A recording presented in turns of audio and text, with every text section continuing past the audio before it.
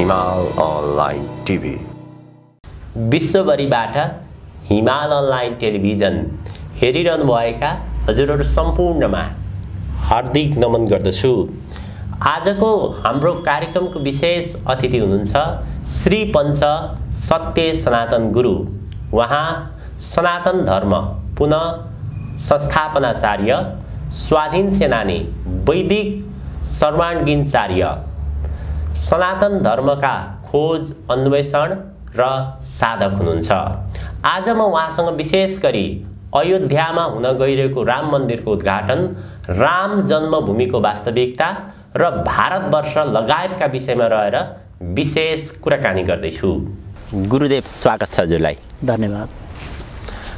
राम मन्दिरको विषयलाई लिएर अहिले विशेष गरी इन्डिया र समग्रतामा महाभारत क्षेत्रहरूमा यसको चर्चा भइरहेको छ। भारतीय प्रधानमन्त्री नरेन्द्र मोदीले 22 जनवरीमा राम मन्दिरको उद्घाटन गर्दैछन्।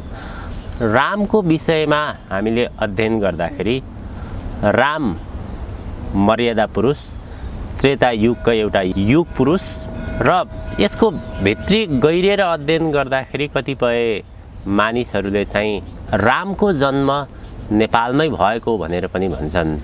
राम मन्दिरको विषय र रामको विषयलाई हजुरले कसरी अध्ययन गर्नु भएको छ? भारतले स्थापना गर्न लागिरहेको राम मन्दिर जुन छ त्यो भारतको अयोध्याको एउटा आफ्नै इतिहास छ। भारतका जगद्गुरु शङ्कराचार्यहरूले रामालय ट्रस्टको स्थापना र पुरानो राम मन्दिर पुनः प्रतिष्ठापनको काम जुन गरिरहेका थिए त्यो हामीले हेर्दाखेरि एउटा गौरवमय काम थियो। तर अहिले आएर वर्तमान समयमा चाहिँ भारतमा भारतीय उन्नतिको प्रतीक नभई दुर्गतिको स्थिति देखा परिरहेको छ। अयोध्या राम जन्मभूमिको विषयमा र भारतीय इस्लामिक सङ्घको जुन मुद्दा लडाइँ थियो, करिब 60 वर्षदेखि लडाइँ थियो उहाँहरूको, त्यो लडाइँमा भारतका जगद्गुरु शङ्कराचार्य र अनेकौं जगद्गुरुहरूको समर्थन र सङ्घर्षले सर्वोच्च न्यायालयबाट जितेर मन्दिरको निर्माणको काम जुन भयो त्यो त्यहाँको हिसाबमा राम्रै थियो। तर आज आएर राम मन्दिर भारतको उपलब्धि बन्न पुगेन। भारतका निश्चित साम्प्रदायिक गुरुहरू र सम्प्रदायका पात्रहरूको उपलब्धिमा परिणत भयो। यो भारतको दुर्दशाको पूर्व सूचक हो, किनकि जब राष्ट्रको गौरव निश्चित जाति र समुदायको बन्न जान्छ त्यो दुर्घटनाको प्रतीक हुन्छ। भारतको सम्भावना अहिले त्यस्तै देखिन्छ। भारतको राम मन्दिर समग्र भारतीय र विश्व रामका समर्थकहरूको श्रद्धाको केन्द्र थियो। तर पछिल्लो समयमा निश्चित अथवा कुनै सम्प्रदायको नै बाहुल्यता देखिएको छ र भारत अहिले यही विषयमा घनघोर विरोध र वाकयुद्धमा फसिरहेको स्थिति छ। इन्डियामै पनि राम मन्दिरको विषयलाई लिएर हजुरले पनि उल्लेख गर्नुभयो र अहिले त्यहाँ त्यो प्रकारको घटनाक्रमहरू पनि देखिया छन्। खास गरी शङ्कराचार्यहरू, 4वटा क्षेत्रका मुख्य शङ्कराचार्यहरू नै त्यहाँ उपस्थित नहुने भन्ने कुरा त छँदैछ। राजनीतिक रूपमा पनि त्यहाँ विभाजित भएका छन्। यसलाई लिएर नेपालसँग पनि जोडिएर हेरिएको छ। खास गरी राम मन्दिरको सवालमा, रामको सवालमा इन्डियाले, भारतीय प्रधानमन्त्री नरेन्द्र मोदीले नेपाललाई नसम्झिनु भने चाहिँ त्यो पनि एउटा ओह्रालो लागेको सूचकको रूपमा, सङ्केतको रूपमा हेरिया छ। खास गरी नेपालको सवालमा चाहिँ इन्डियाले बेवास्ता गरेको हो, बेवास्ता गर्नुपर्ने विषय हो अथवा कस्तो विषय हो यो? अब अहिलेको स्थितिमा त नेपालको राजालाई भारतको 556वटा राजा रजौटा र भारतका सहस्रादि मठ मन्दिरहरूले साक्षात् ईश्वरको प्रतिनिधित्वको रूपमा मान्दै आएको हो। नेपाल नै यस्तो देश हो जो संसारभरिको राजाहरूले आफ्नो राजगद्दी यहाँको राजा जाँदाखेरि छोड्नुपर्ने परम्परा आज पनि छ र नेपालको एउटा गौरव र शान आफ्नै ठाउँमा छ। आज पनि नेपालको राजाले अथवा नेपालको राजको प्रतिनिधि गएमा नेपालको आफ्नै सिंहासन छ, आफ्नै गादी छ, आफ्नै परम्परा छ। भारतको जगन्नाथदेखि लिएर दक्षिण भारतको कन्याकुमारी, श्री तिरुवनन्तपुरम, श्रीरङ्गमदेखि लिएर बद्री केदारसम्मको त्यो एउटा अलगै परम्परा छ। नेपालको राजालाई सनातन धर्मको प्रमुखको रूपमा, त्यो सँगसँगै भारतका 500 र नेपालका 250-700 करिब 800 राजा रजौटाहरूको प्रमुखको रूपमा नै नेपालको राजालाई मानिन्छ। नेपालको राजालाई निमन्त्रण नगर्नु भनेको त्यहाँबाट राजनीतिक विश्लेषण अर्कैतिर जान्छ। यो पूर्ण रूपले भारतीय राजनीतिको अधोगतिको स्थिति हो। शङ्कराचार्य, मुख्य 4 शङ्कराचार्यहरूले नै रामालय ट्रस्टको स्थापना गरे र आज त्यो स्थितिसम्म पुगेको हो।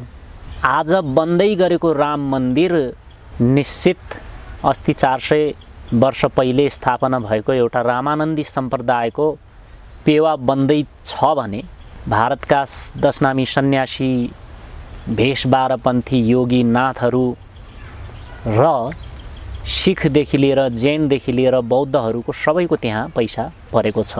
राम हिन्दूको पेवा बनाउने एउटा पाखण्ड हो, तर राम त समग्र बौद्ध दर्शनमा, समग्र वैदिक दर्शनमा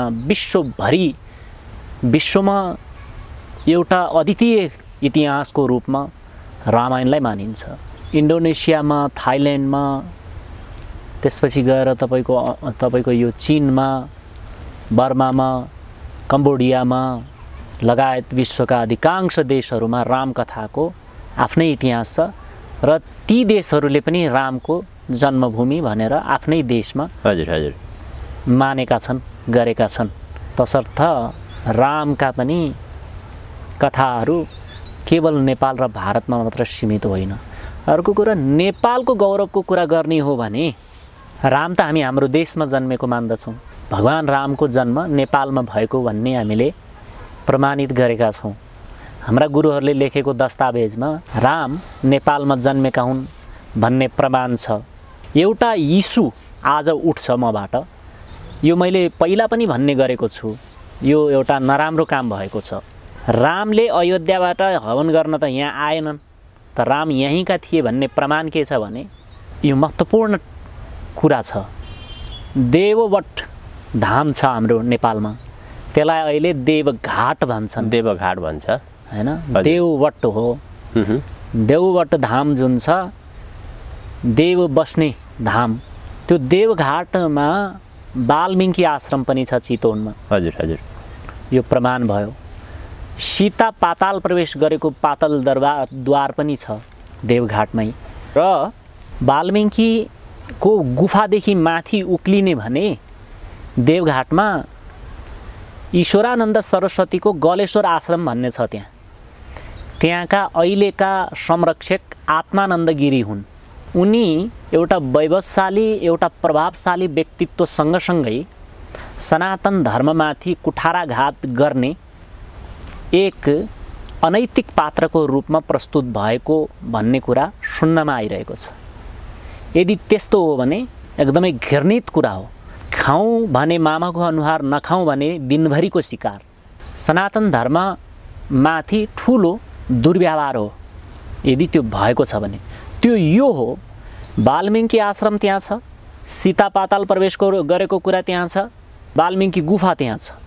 त्यो सँगसँगै नेपालका राष्ट्रगुरु योगी नरहरिनाथको पहिलो कोटी होम गरेको ठाउँ ईश्वरानन्द सरस्वती गलेश्वर आश्रमको अगाडिपट्टि ठुलो जमिन खाली छ। त्यो जमिनको बिचमा योगी नरहरिनाथले लगाएको पहिलो कोटी होम स्थल छ। 2072 सालमा म स्वयं जाँदा चारैतिर काठले बारेको, काठैले माथि छोएको एकदम सुन्दर कोटी होम स्थल थियो। म त्यहाँ पुग्न बित्तिकै ठुलो मुसलधारे पानी पर्यो। म त्यही यज्ञकुण्डभित्र बसेँ। त्यो यज्ञकुण्डसँगै आत्मानन्दको अर्को यज्ञकुण्ड पनि थियो, जुन सिमेन्टको ढलान गरेको यज्ञकुण्ड थियो। त्यहाँ खाली थियो र भिरमा एउटा मन्दिर पनि बन्दै थियो। त्यो बनाइसके, उद्घाटन पनि गरेँ। म 72 सालदेखि पछि त्यहाँ फेरि गएको छैन। त जाने व्यक्तिहरूले पनि बुझ्नु जरुरी छ र म केही समयमा त्यहाँ गएर अन्वेषण गर्ने र गराउने काम पनि गर्दैछु। त्यो कोटी होम योगी नरहरिनाथले गरेको कोटी होम स्थली हो। आत्मानन्द गिरीले यदि उहाँलाई चाहिएको यज्ञ कुण्ड हो, यज्ञ गर्नु हो, उहाँले आफ्नो यज्ञ कुण्ड अलग्गै बनाउनु भन्दा पनि त्यही योगी नरहरिनाथको यज्ञ कुण्डलाई आफ्नो संरक्षणभित्र राख्नु पर्थ्यो। त्यो उहाँको गौरव अझै बढेर जान्थ्यो। योगी नरहरिनाथको यज्ञ कुण्ड र यज्ञ स्थली नामेटान गरेर आत्मानन्द गिरीले यदि त्यो आश्रमको विस्तार गरेका हुन् भने यो अत्यन्त भत्सना गर्न योग्य कुरा हो। उहाँ जस्तो मान्छेले यस्तो कुकृत्य गर्नु हुँदैन। एउटा योगीले एउटा योगीको कृत्यहरू संरक्षण गर्दैमा उसको सम्मान अझै बढेर जाने हो कि। एउटा महायोगी नरहरिनाथको कोटी होम, पहिलो कोटी होम स्थलीलाई त्यसरी अतिक्रमण गरिएको र इतिहास मेटिएको कुरा बजारमा आइरहेको छ। यो म प्रत्यक्ष गएर हेरेर पुनः पनि यो विषयमा चर्चा गरौँला। आजको विषयमा त्यो कोटी होम गर्दाखेरि, कोटी होमको लागि जब कुण्ड खन्न थालियो तब योगी नरहरिनाथले त्यहाँबाट कैयौँ बोरा तिल र जौँ निकाल्नु भएको छ। त्यो श्रीराम अश्वमेध यज्ञ स्थली हो भनेर योगी नरहरिनाथले थुप्रो दस्तावेजमा लेख्नु भएको छ। त आजको सनातन धर्मभित्र सङ्कीर्ण र कुण्ठित हिन्दू अतिवादीहरूको यस्तो प्रकारको जुन विकृति छ, जुन प्रहार छ, यो अत्यन्त निन्दनीय प्रहार हो। यहाँ फलानु आयो, फलानु विदेशी विधर्मीले बर्बाद गर्यो भन्ने कुरा भन्दा पनि यो त अत्यन्त भत्सनीय कुरा हो नि त। त्यो प्रमाणले पनि भगवान श्रीराम हाम्रो देशमा जन्मेको भन्ने प्रमाण हुन्छ। लवकुश वाल्मीकि आश्रममा पढ्नु, राम लक्ष्मणहरू पनि वाल्मीकि आश्रममा पढ्नु, हुर्किनु, त्यो सँगसँगै तल वेदव्यासले तपाईँको 4 वेद 18 पुराण लेख्नु, त्यहाँ वेदव्यास गुफा हुनु, वाल्मीकि आश्रम हुनु, सीता पाताल प्रवेशको स्थल हुनु र श्रीराम अश्वमेध यज्ञ स्थली हुनुमा नेपालको रामकथा र रामायणमा नेपालको पनि गौरवमय इतिहास आफ्नै छ। तसर्थ देववट अथवा देवघाट नै श्रीरामको पुण्यभूमि हो र ठोहरी स्थित पनि त्यो नजिकै हो। त्यो क्षेत्र दरबार क्षेत्र, यज्ञ स्थल क्षेत्र, त्यो अलिकति अझै अन्वेषण गर्नुपर्ने विषय छ। तसर्थ नेपाल सनातन धर्मको धुरी हो। यसमा कसैले कुनै विषयमा छोप्नै कोसिस गर्ने, ढाक्ने कोसिसले ढाकिने, छोपिने सम्भावना छैन। तसर्थ योगी नरहरिनाथको, वाल्मीकिजीको, व्यासजीको इतिहासलाई हेर्ने हो भने नेपाल ऋग्वेदको पहिलो ऋचा प्राप्त गर्ने योगीहरूदेखि लिएर, ऋषिहरूदेखि लिएर, वाल्मीकि रामायण रच्ने महर्षि वाल्मीकिदेखि लिएर 4 वेद 18 पुराणलाई सम्पादन गर्ने व्याससम्मको इतिहास हेर्ने हो भने नेपाल सर्वोपरि छ। नेपालको विषयमा अब नेपाल त विश्वकै शिर, विश्वकै केन्द्र र सनातनको उद्गम थलो भनेर भनिन्छ। त्यस्ता थुप्रै प्रमाणहरू पनि छन्। नेपाललाई लिएर इन्डियाको सन्दर्भमा, खास गरी धर्मको सवालमा हामीले गुगल सर्च गर्ने हो भने पनि शिव भनेको चाहिँ इन्डियन गड हो भनेर गुगलमा पनि त्यसरी सर्च गर्न पाइन्छ। नेपालको लुम्बिनीदेखि लिएर पशुपतिनाथसम्म इन्डियामा बनेका कुराहरू आइरहेका छन्। खास गरी इन्डियाले धर्मको सवालमा चाहिँ किन त्यसो गरिरहेको छ? खास गरी यो भौतिक निर्माणहरूको सवालमा राम पनि इन्डियामा जन्म्या हुन्, शिव पनि इन्डियन गड हो। यस्तो खालको काम इन्डियाले के उद्देश्यले अथवा अहिलेका भारतीय प्रधानमन्त्री नरेन्द्र मोदीले के उद्देश्यले यस्तो गरिरहेछन्? यो खास अब यो जुन अहिलेको इन्टरनेट र टेक्निकल बाटोबाट, अहिलेको जुन प्राविधिक बाटोबाट हेर्दाखेरि नेपालको राजा जङ्गबहादुरलाई पनि भारतको 556-57 वटा राजाहरूको सर्वश्रेष्ठ राजा भनेर इन्डियन अथवा इन्डिस कम्पनी अथवा इङ्ल्यान्ड गभर्मेन्टले मानेको हो। इन्डियन रुलर अफ किङ भनेर नेपालको राजा जङ्गबहादुरलाई, भारतका राजा रजौटालाई त उनीहरूले आफ्नो दास बनाए। तसर्थ यो क्षेत्र हामीले अतिक्रमण गरे तापनि यो क्षेत्रको शासक भनेको नेपालको राजाहरू हो भनेर उनीहरूले त्यो गुगलमा इतिहास बनाएर राखेका छन्। उनीहरूले लेखेको दस्तावेजहरू थुप्रो हेर्दाखेरि समग्र इन्डिया र नेपालको सही आधिकारिक शासक भनेको नेपाली राजा रजौटा नै हो भनेर प्रमाणित हुन्छ। त्यो चाहिँ अब प्राविधिक पाटोले र अमेरिकनहरूले लेखेको इतिहास त्यस्तो छ, त्यसैलाई उनीहरूले कपी गरेका हुन्। तर त्यसले उनीहरूलाई के हुन्छ त्यो उनीहरूलाई थाहा छैन। जङ्गबहादुरदेखि लिएर त्रिभुवनदेखि लिएर पृथ्वीनारायण शाहसम्मको राजाहरूलाई हाम्रो नेपालको राजाहरूलाई समग्र भारतवर्षकै राजा मानेको छ, किनकि समग्र भारतका राजा रजौटाहरू त अङ्ग्रेजको दासै भए। निजी स्वार्थमा सम्पूर्ण चिज बेचे, जनता बेचे, देश बेचे, माटो बेचे, आफ्नो मूल अस्तित्व नै बेचे। तर अङ्ग्रेजले नेपालको स्वाधीनतालाई झुकाउन नसकेको कारणले हामीले पूर्ण रूपले इन्डिया जितेका छैनौँ भन्ने उनीहरूको लेखहरू पढ्नमा पाइन्छ। तसर्थ नेपालको स्वाधीनता बाँच्नु नै भारतको पुनः स्वतन्त्रता हुनुमा एउटा मूल कारण हो। यदि नेपालको स्वाधीनता थिएन भने भारत स्वतन्त्र हुने त सपना पनि देख्न सक्दैनथ्यो। नेपालकै कारणले गर्दा तसर्थ भारतको कुरा गर्ने हो भने जुम्लाबाट चलेको बलिराजाको इतिहास हेर्ने हो भने समग्र विश्व नै त्यहाँबाट सञ्चालित छ। कालीकोटको खाडाचक्र माथेल्लो मन्मबाट चलेको मनुको शासन हेर्ने हो भने समग्र पृथ्वीको शासक सम्राटको रूपमा स्वयम्भू मनुलाई जान्छ। तसर्थ हाम्रो इतिहास र सनातन संस्कृतिको दृष्टिकोणले हेर्ने हो भने हामीले किणवन्तो विश्व आर्याम, विश्वलाई आर्य र उत्तम र सक्षम बनाउँदै जाने पद्धति लिएका हौँ। विश्वमै कनिडम भन्ने, विश्व एउटा घर हो भन्ने सिद्धान्त लिएर हिँडेका हौँ। यिनीहरूले पश्चिमा डेमोक्रेसीले चाहिँ विश्व हाम्रा दास हुन् भन्छ, तर हामीले उद्धार चरितानाम तु वसुदैव कुटुम्बकम भन्ने जुन हामीले मन्त्र लिएर हिँड्यौँ, उद्धारता, अपनत्व र भाइ बन्धुत्वको समग्र विश्वभरिका मानव जातिहरू हाम्रा भाइ बन्धु हुन्, समग्र विश्व हाम्रो घर हो, आँगन हो भनेर हाम्रो वैदिक क्रान्तिले, वैदिक शासनले त्यसरी शासन गरेको इतिहास हो। राजा विश्वामित्र विश्वरथदेखि लिएर मनुसम्म, राजा बलिहाङदेखि लिएर यताको पृथ्वीनारायण शाहसम्म आउने भने नेपालको आफ्नै गौरव छ। हजुर हजुर। तसर्थ उनीहरूले नौली नौली गाई नौपुला घाँस भन्छन् नि, कुवाभित्रको भ्यागुत्वलाई संसारै यति नै हो भन्ने लाग्छ। तसर्थ अब 60-70 वर्ष त भएको छ भारत आजाद भएको। यो भारत शब्दको कुरो जो भारतवर्ष भनेर भनिन्छ, धेरै मानिसहरूलाई यो विषयको जानकारी रहेको पाइँदैन, अथवा भारत भन्ने बित्तिकै इन्डिया भन्ने बुझ्ने भयो। जो भारतवर्ष शब्द छ, आजको दिनमा विशेष गरी इन्डियन प्रधानमन्त्री नरेन्द्र मोदीले पनि इन्डिया शब्दको ठाउँमा उनीहरूले भारत प्रयोग गरिराखेका छन्।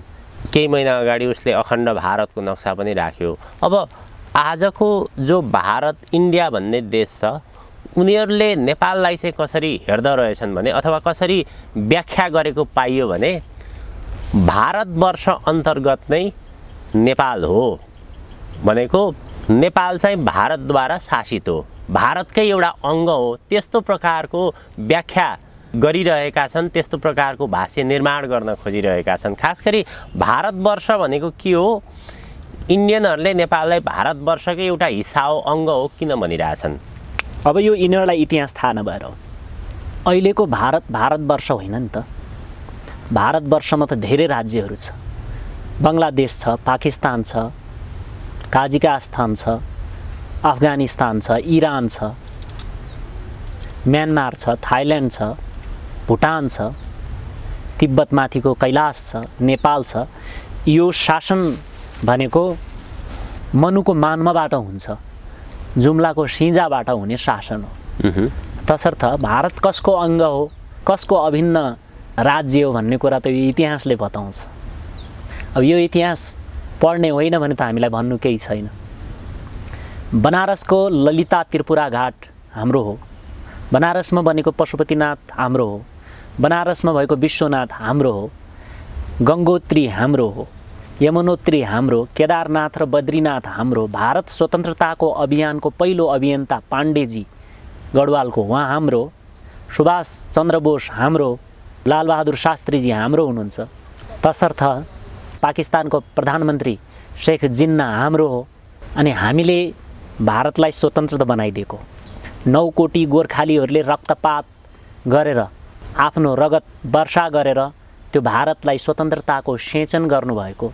अनि भारत कसैको कि नेपाल कसैको त जगसम्म नपढ्ने परम्परा छ यिनीहरूको। एक खालको भारतलाई भ्रम पनि छ, घमण्ड पनि छ। नेपाल हामीले नै चलाइरहेका छौँ। नेपालको माइक्रो म्यानेजमेन्टको साँचो पनि हामीसँग नै छ। नेपाल नै चलाउने हामीले नै हो। जसरी नेपालका नदीनाला, मुख्य प्राकृतिक स्रोतहरू भारतले कब्जा गरेर राखेका छ, उनीहरूलाई ठुलो अहङ्कार र घमण्ड रहेको देखिन्छ। वास्तवमा हामी बिना नेपाल, भारत बिना नेपाल बाँच्न सक्दैन। जसरी उसले सिक्किम खायो त्यसै गरी नेपाल खान्छु भन्ने त्यस्तो सपना कुनै न कुनै रूपमा भएको त्यस्तो पनि देखिन्छ। फेरि त्यस्तो सम्भव होला अथवा अहिले त वास्तवमा भन्यो भने नेपाललाई त भारतले वैभवशाली राष्ट्र, गौरवशाली राष्ट्र, शक्तिशाली राष्ट्रको रूपमा त्यसरी हेरेको त देखिँदैन। फेरि त्यो नहेर्नु, त्यो नबुझ्नु उसको आफ्नो अनभिज्ञता हो। आफ्नो छातीमा बन्चरो हान्नु, आफ्नो आँखा फुटाउनु उसको स्वतन्त्रता छ। उसको स्वतन्त्रतामा उसको अधोगति छ भनेपछि हामीलाई भन्नु केही छैन। तर राष्ट्र गौरवको कुरा गर्ने हो भने, राष्ट्र गौरवको कुरा गर्ने हो भने नेपाललाई, नेपाल उसको आँखा हो, उसको खोपडी हो, त्यसलाई अनादर र तिरस्कार नगरेको राम्रो। हरिद्वारका घाटहरूदेखि लिएर छिप्राको तटसम्म निर्माण गर्ने हामी आजको केदारनाथमा 400 भन्दा बढी गोर्खालीहरू तपाईको माथि कालीकोटका युवाहरूले आजको केदारनाथ संरक्षण गर्ने हाम्रो नेपालीहरू। तसर्थ भारतको प्रत्येक सीमामा छाती थाप्ने नेपाली अनि उसले फेरि पनि नेपाललाई अनादर गर्दैछ भने उसको दुर्गति हुन्छ। दुर्गति किन भएन?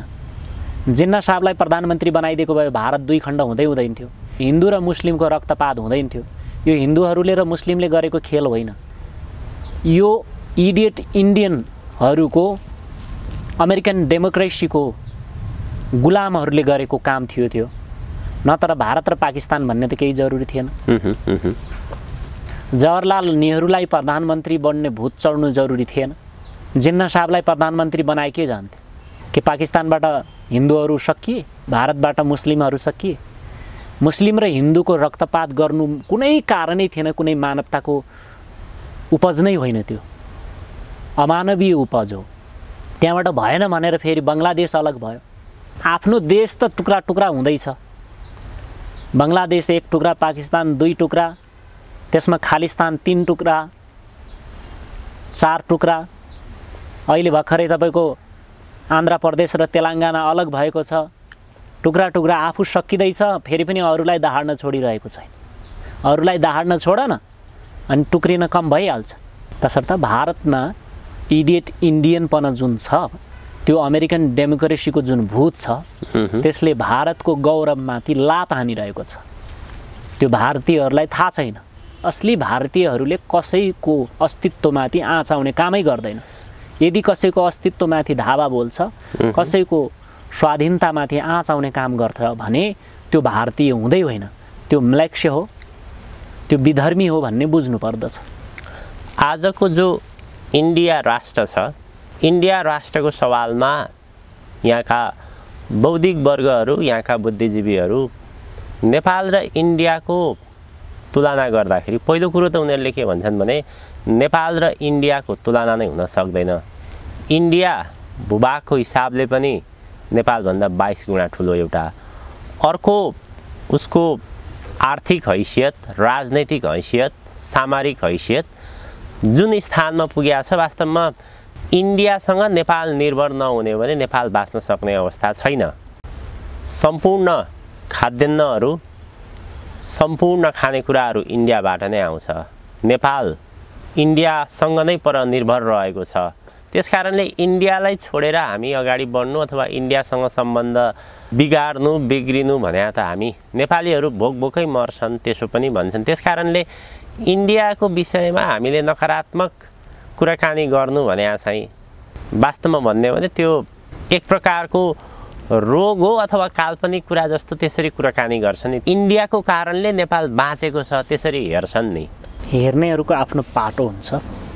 ठिक छ, कसैले भन्यो त्यो रुखको पातको सहारामा यो रुख टिकेको छ भन्यो, त्यसलाई मैले मान्ने कुरा त हुँदैन। त्यसले भन्यो ठिक छ भाइ, तेरो हेराइ ठिक छ, हुनसक्छ त्यो पातको सहाराले त्यो रुख टिकेको होला। हामीले त यो बुझेका हुन्छौँ त्यो रुख देखिरहेका छौ, त्यो पात पनि देखिरहेका छौ, त्यो रुख र पातको अस्तित्व त तिमीले नदेख्ने जडामा निर्भर छ भनेर बुझ्छौ। तसर्थ विशाल रुखको अस्तित्व मसिना मसिना जडाहरूमा हुन्छ। त नेपालको कुरा गर्दाखेरि जमिन नाप्ने, यो नाप्ने, त्यो नाप्ने, प्रतिस्पर्धा र द्वन्द्वको कुरा गर्दाखेरि हात्तीले चर्ने जङ्गल पनि ठुलै हुन्छ, हात्तीले खाने घाँसपात पनि ठुलै हुन्छ र उसले गर्ने बिष्टा पनि ठुलै हुन्छ।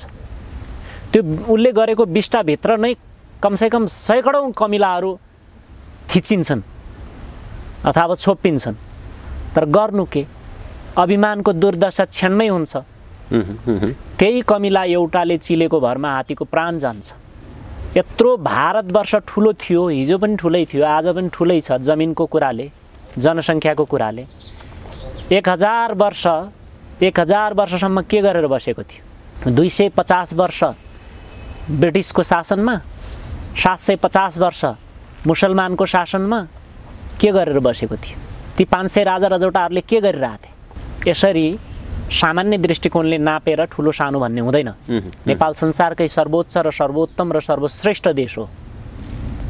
नालायक दलाल भरियाहरूको दृष्टिकोणमा नेपाल सानो होला, तर स्वाधीन सेनानीहरूको दृष्टिकोणमा स्वतन्त्र र आत्मनिर्भर स्वावलम्बीहरूको दृष्टिकोणमा नेपाल संसारकै सर्वोत्कृष्ट, सर्वोच्च, सर्वशक्तिमान देश हो।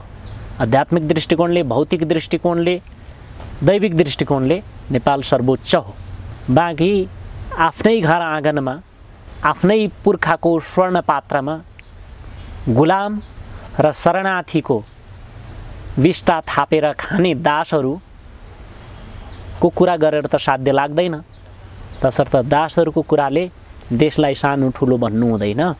स्वतन्त्रता र स्वाधीनताको दृष्टिकोणले हेर्नुपर्छ। त्यो चाहिँ व्यक्तिको विचारको कुरा, उसको खोपडीमा कति ज्ञान र अध्ययन छ अथवा ऊ दासको मानसिकताबाट गुज्रिरहेको छ कि समग्रतामा ऊभित्र ज्ञान छ भन्ने कुरो त्यसले उजागर गर्ने पाटो भयो। त्यो चाहिँ विश्वभरिमा शासन गर्ने मुगललाई यहाँबाट लखेट्ने जङ्गबहादुर सानो थियो कि ठुलो थियो? छन त ऊ पनि 5 फिट 2 इन्चीको थियो भन्छन्। संसारभरि साम्राज्यवादको विस्तार गर्ने अङ्ग्रेजलाई लखेट्ने गढवालको गोर्खाली, बङ्गालको गोर्खाली, मङ्गल पाण्डेदेखि लिएर सुभाषचन्द्र बोस सानै थियो। तसर्थ आजको स्थितिमा हेर्ने भने उत्तर कोरिया पनि सानै छ। आजकै दृष्टिकोणमा हेर्ने भने पनि तपाईको मङ्गोलिया 28-29 लाखको जनसङ्ख्या छ, जमिन पनि कमै छ उसको, फेरि पनि ऊ स्वाधीन छ। त्यस्ता अनर्गल कुराहरू, दासहरूका विचारहरू, यी भिखारीहरू, यी कामै नलाग्ने सङ्कीर्ण रोगीहरूका कुराले देशलाई हतोत्साहित हुने कुराहरू गर्नु हुँदैन।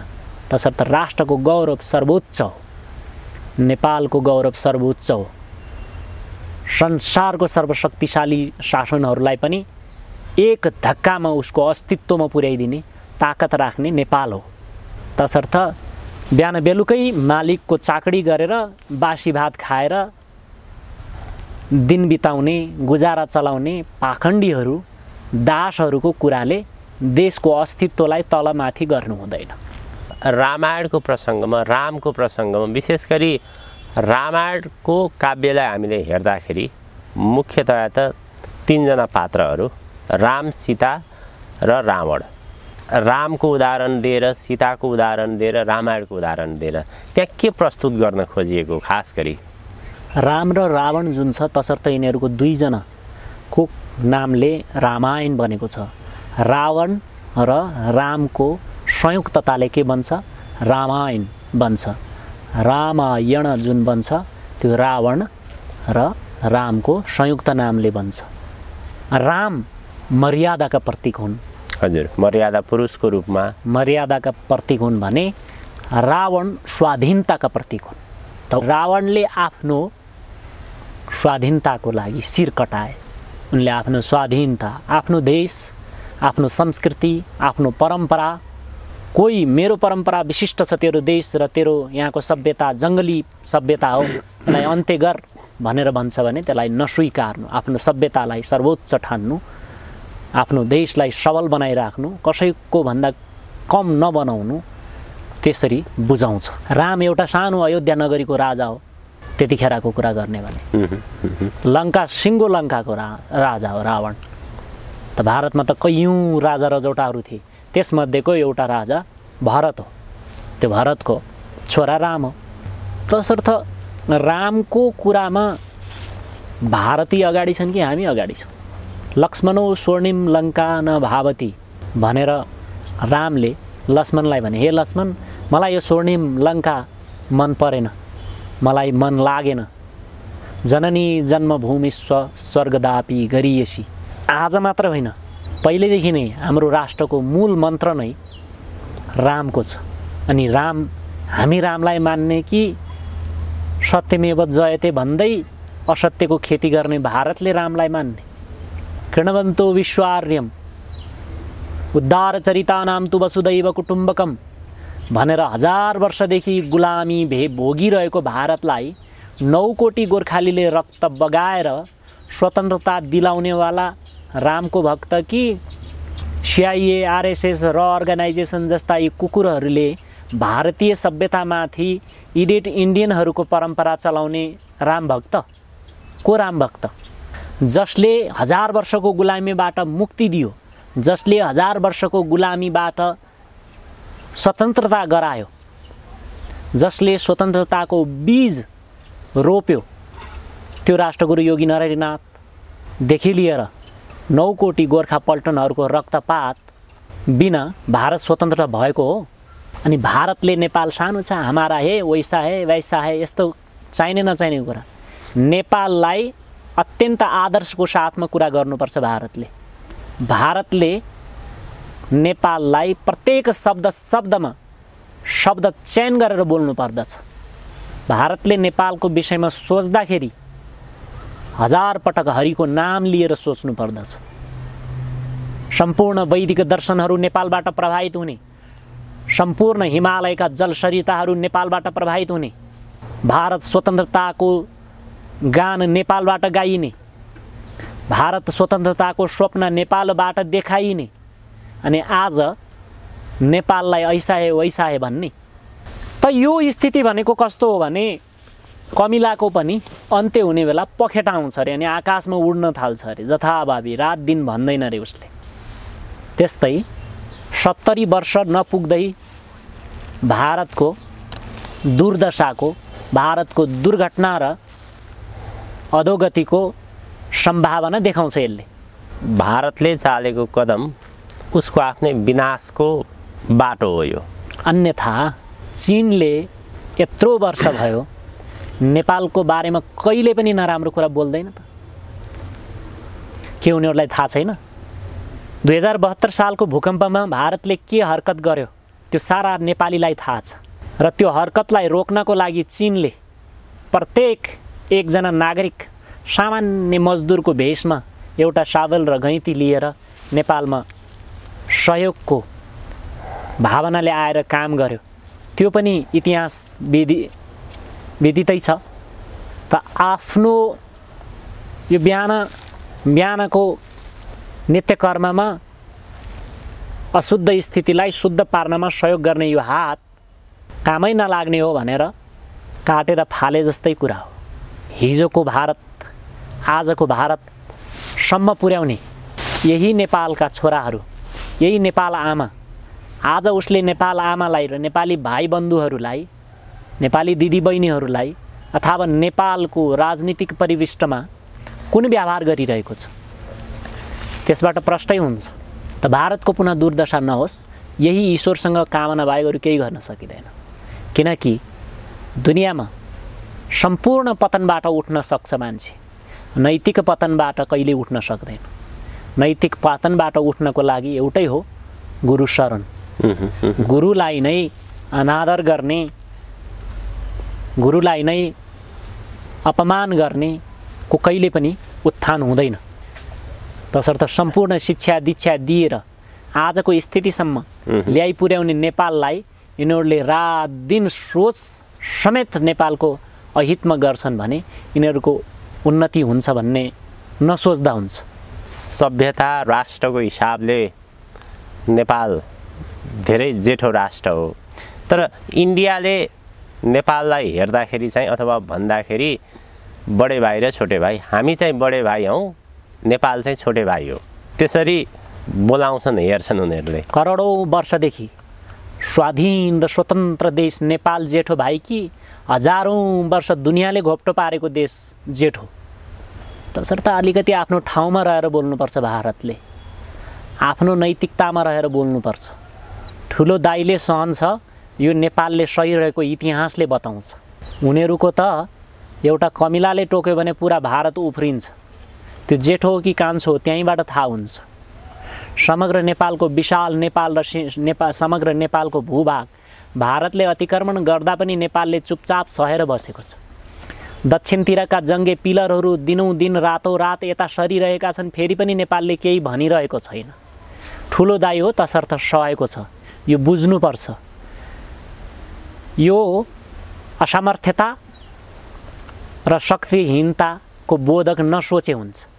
जेठो हो, सुबह का भुला शाम को लौटे तो भुला नहीं होता है। भारतले आजसम्म जति गल्ती गरिरहेको छ बेलुकासम्म सुधार्यो भने सम्भव छ नुक्सान कम होस् भनेर नेपालले सही रहेको हो। तसर्थ भारतले यो विषयमा बुझ्नुपर्छ। अरूको गौरवमाथि आँचाउने काम गर्नेले आफ्नो गौरव बचाउन सक्दैन। तसर्थ त हजार वर्ष लिलाम भएको भारत अहिले पनि लिलामकै स्थितिमा छ। आज पनि भारत स्वतन्त्र छैन। आज पनि त्यही इन्डिस्ट कम्पनीको गुलामको इसारामै नाचिरहेको छ। स्वतन्त्र र स्वाधीनहरूको सोच यस्तो निकृष्ट र नीच हुँदै हुँदैन। सम्पूर्ण प्राण, सम्पूर्ण रक्तनाडीदेखि लिएर वायुनाडीसँगको सम्मको आधारभूत नेपाललाई छोटाए भाइ बडे भाइ यस्तो खालको यो चाहिने नचाहिने कुरा गरेर आफ्नो मूल प्राणलाई नै अपमान गरिरहेको। समग्र हिमालयबाट बग्ने जलसरिताहरू नेपालको हिमालयबाट बग्ने, समग्र हिमालयका श्रृङ्खलाबाट शुद्ध वायु प्रवाहित नेपालबाट हुने। तसर्थ नेपालले आफ्नो गौरव बुझेको छ। नेपालले आफ्नो अस्तित्व जान्दछ। हमेशा दक्षिणबाट प्रवाहित हावा नेपालको लागि हानिकारक छ। यो हाम्रा पूर्वजले पनि भनिरहेका हुन्। समग्र दक्षिणलाई नेपालको जलसरिताको आधार आवश्यकता हुन सक्छ। समग्र दक्षिणलाई हिमालय श्रृङ्खलाबाट स्वच्छ प्रवाहित वायुको आवश्यकता पर्न सक्दछ। तर नेपाललाई दक्षिणको कुनै पनि आवश्यकता छैन। यो ढुक्क हुँदा हुन्छ। कुनै आवश्यकता छैन दक्षिणको। दक्षिणबाट प्रवाहित वायु नेपालीहरूको उपयोगितामा आउँदैन र दक्षिणबाट बगेर नेपालमा पानी पनि आउँदैन। तसर्थ नेपालीहरूले यो स्वाधीनताको विषयको बोधक र सूचक विषयमा सोच्नुपर्ने हुन्छ। नेपाल अब समग्रतामा विश्वकै ज्येष्ठ राष्ट्र र इन्डियाले नेपालमाथि जुन प्रकारको ज्याजती गरिरहेको छ, जसरी दुःख दिइरहेको छ, नेपाल जेठो भएको हुनाले उसले सहेर बसेको छ। र पछिल्लो केही समय यता चाहिँ मैले विभिन्न आध्यात्मिक गुरुहरू जो दैविक चेतनासँग जोडिएका छन् उनीहरूसँग कुराकानी गर्दाखेरि इन्डियालाई बारम्बार सुध्रिनको लागि मौका दिउँ, समय दिउँ। अब चाहिँ यस्तो परिस्थिति आयो कि इन्डियाले नेपालको जो सुगौली सन्धि अगाडिको जमिन जसरी उसले उपभोग गरिरहेको छ त्यो चाहिँ इन्डियाको सीमा क्षेत्रभित्र हालेको छ। अब इन्डियाले त्यो जमिन पनि फिर्ता गर्नुपर्ने हुन्छ, किनभने त्यसको आधिकारिक रूपमा त्यो नेपालको जमिन हो। यदि त्यो नगरेको खण्डमा, त्यो भाषा नबुझेको खण्डमा आजको जो इन्डिया छ त्यो इन्डिया सग्लो रहँदैन।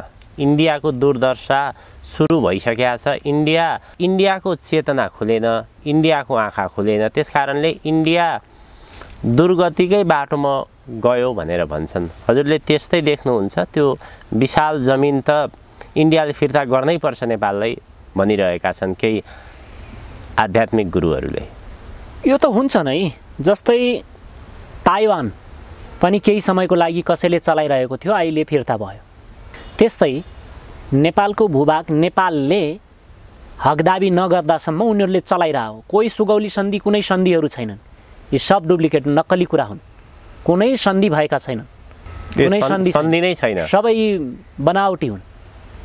तसर्थ नेपालले भातृत्वको स्वभावले गर्दाखेरि उसले हकदाबी नगरेको मात्रै हो।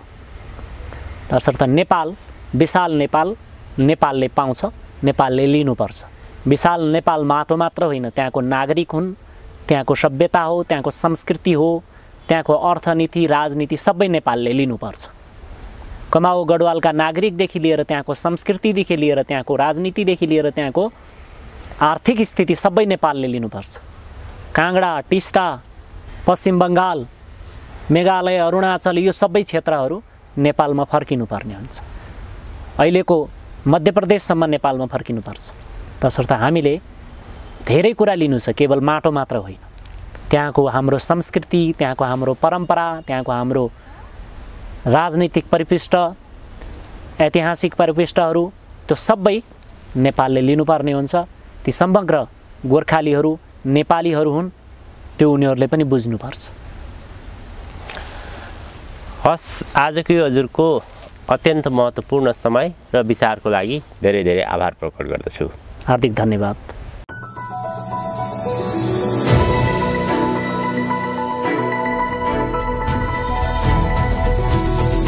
हिमाल अनलाइन टिभी।